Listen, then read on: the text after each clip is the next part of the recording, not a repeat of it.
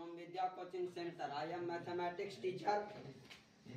तो आज हम लोग पढ़ने जा रहे हैं दो वेक्टर का क्रॉस प्रोडक्ट का गुना। अगले वीडियो में हमने बात किया था थ्योरी के ऊपर, और आज हम लोग डॉट गुना तो सीख लिए हैं, क्रॉस गुना में आज हम लोग बात करेंगे। तो क्रॉस गुना में क्या होता है ना कि वेक्टर ए क्रॉस बी लिखेंगे, क्योंकि क्रॉस प्रोडक्ट पढ़ने जा रहे हैं तो ए क्रॉस बी लिखेंगे। और हम बोले थे कि अगर दो वेक्टर का क्रॉस गुना करना है तो हमको एक डिटर्मिनेंट्स लेना पड़ेगा। पहला रो में वेक्टर आई, वेक्टर जे और वेक्टर के। हर बार आपको चाहे कोई भी वेक्टर का दो वेक्टर का क्रॉस प्रोडक्ट निकालना होगा तो 3 रो 3 कॉलम का डिटर्मिनेंट लेंगे, और 3 रो 3 कॉलम का डिटर्मिनेंट्स लेंगे तो उसमें हमको क्या करना पड़ेगा कि पहला एकदम रो में फिक्स है कि वेक्टर आई, वेक्टर जे और वेक्टर के को ही रखना। अब बात है कि दूसरा रो में क्या रखेंगे, तो दूसरा रो में आप रखेंगे पहला वेक्टर आपका कौन है, वेक्टर ए की वेक्टर बी, वेक्टर ए है तो पहला वेक्टर का गुणांक रखेंगे आई जे के आगे वाला जो होता है ना वो। तो आई के आगे कितना है 2, जे के आगे कितना है 3, के आगे कितना है तो कुछ नहीं, लेकिन इसके आगे कुछ नहीं है तो हम लोग मान के चलते हैं कि 1 है इसका गुणांक, इसके आगे माइनस है तो -1। किस आई अब चलते हैं हम लोग कि तीसरा रो में क्या लिखाएगा इस डिटर्मिनेंट्स में, क्योंकि पहला रो हो चुका, पहला में तो आई जे के फिक्स है, दूसरा में फिर पहला वेक्टर से लेंगे 2 3 -1 लिए, और तीसरा में क्या करेंगे ना कि आई के आगे वाला कितना है तो 1 है, कुछ नहीं है तो 1 मान के चलेंगे। जे के आगे कितना है मेरा 2 है, और के आगे कितना है 3 है। अब जो है से मेरा 3 रो 3 कॉलम का डिटर्मिनेंट तैयार हो गया क्रॉस करने के लिए। अब इस डिटर्मिनेंट्स को हम लोग अपने तरीके से हल करेंगे। पहला रो से हम लोग चलेंगे, आई को लेते हैं, ठीक है ना। तो यहाँ से इस प्रकार चलेंगे तो आई का चिन्ह क्या होगा, आई ए 11 का अवयव है तो आई का चिन्ह प्लस में, आई अपना रो छोड़ेगा मेरे भाई और कॉलम छोड़ेगा, तो आई तो रो छोड़ा हुआ है, अब कॉलम जो है से यहाँ से छोड़ेगा। आई के सामने क्या होगा रो, इसी तरह से ना होगा, आई है तो आई के सामने ही ऐसे ही रो होता है, रो मतलब पंक्ति, यानी कि ऐसे जो है ना वो रो होता है, और कॉलम कैसे होता है ऐसे खड़ा होता है। तो आई के सामने वाला कॉलम कौन होगा, आई के सामने से यही है, तो इसको छोड़ देगा, सामने से रो छोड़ेगा और कॉलम छोड़ेगा, तो जो भी बचेगा उसको छोटा डिटर्मिनेंट्स में यहाँ पे लिख देंगे। 3 -1 2, और यहाँ फिर से क्या लिखेंगे 3। फिर यहाँ जे का चिन्ह क्या है, जे का चिन्ह माइनस में होता है ना, क्योंकि ये 12 का अवयव है तो यहाँ जे का चिन्ह माइनस में लिख दिए।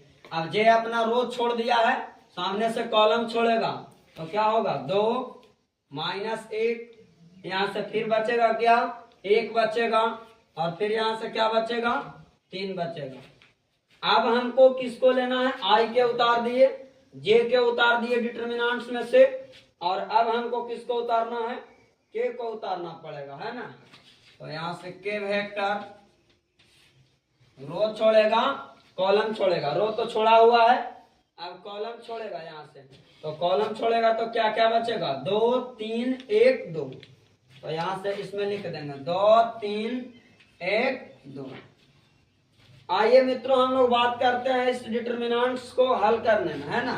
ऐसा तो हम लोग मुख्य रूप से हल कर रहे हैं दो वेक्टर का क्रॉस प्रोडक्ट। चलिए तिरछा तिरछी क्या कर लेते हैं, क्रॉस प्रोडक्ट बोलते हैं, तो क्रॉस गुना कर लेंगे, तिरछा तिरछी गुना करेंगे तो क्या हो जाएगा 9, है ना, माइनस, यहाँ एक माइनस पहले से होता है और 2 में -1 से गुना, तो यहाँ माइनस माइनस क्या हो जाएंगे +2, और यहाँ से वेक्टर आई माइनस वेक्टर जे, 2 में 3 से गुना कर लेंगे तो कितना हो जाएगा 6 हो जाएगा।